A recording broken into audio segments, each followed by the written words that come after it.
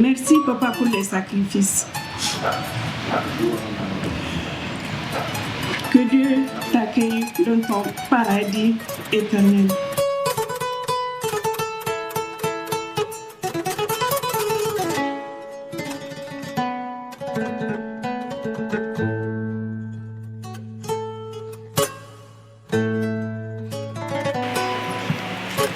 Allahu Akbar. Papa a appris que le talent est un don, mais le travail est un devoir. Nous a appris l'humilité, le respect. Papa, tu as été notre force. Aujourd'hui, nous ne pleurons pas un homme célèbre. Nous pleurons un papa. Nous disons merci papa pour l'amour. Merci papa pour les sacrifices. Que Dieu t'accueille dans ton paradis éternel. Papa, repose en paix. Tes enfants qui t'aiment pour toujours.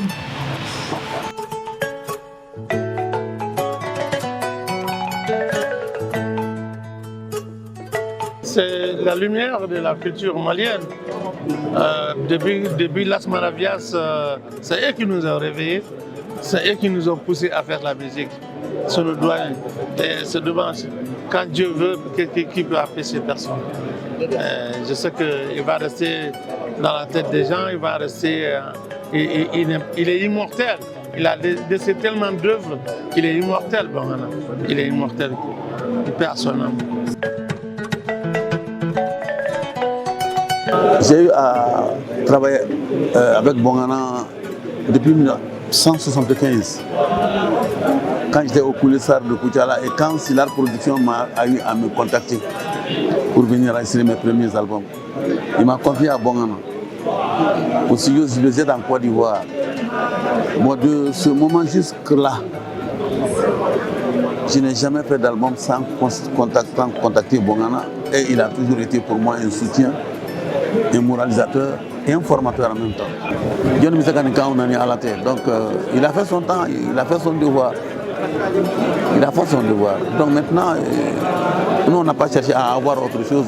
Les droits d'auteur que nous gagnons aujourd'hui, c'est grâce à Bongana.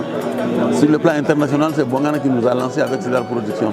Donc Dieu merci, paix à son âme. Et je demande que la terre lui soit légère et que tous les artistes, tout le peuple malien accepte de le pardonner.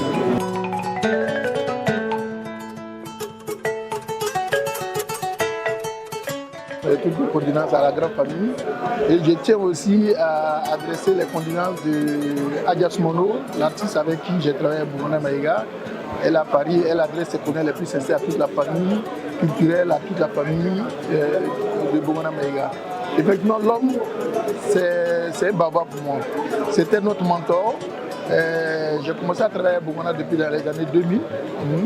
Et ensuite, on a essayé de faire des produits ensemble. Des artistes produit des artistes ensemble. Le dernier artiste, sinon la dernière artiste qu'on a travaillé ensemble avec Bongana Maïga, c'est Adjas Mono avec l'album Kokabiri. Pour moi, il fait partie des meilleurs arrangeurs du monde, pas de l'Afrique.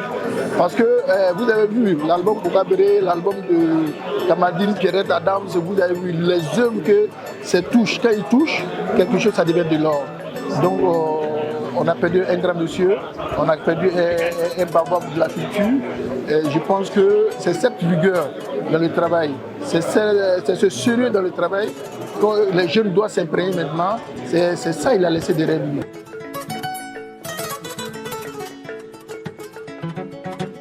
La perte de Bongana est une perte pour non seulement le Mali, mais pour toute l'Afrique.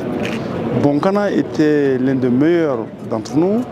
Bongana fut l'un des grands architectes sonores que le continent ait connu et reconnu comme tel en Afrique. C'était un fils qui a travaillé sur la mémoire, sur le contenu, sur la musique malienne qui a porté ses couleurs dans le monde entier. Donc c'est un digne fils que nous perdons et la République est reconnaissante de tous les efforts de ce créateur.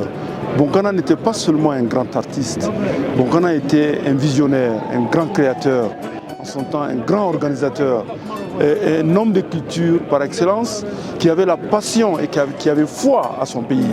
Et c'est pourquoi il a passé les derniers moments de sa vie, malgré ses talents, malgré ses connexions dans le monde, il avait choisi de vivre au Mali, de travailler à côté des artistes maliens. Bonkana était un des formateurs hors pair.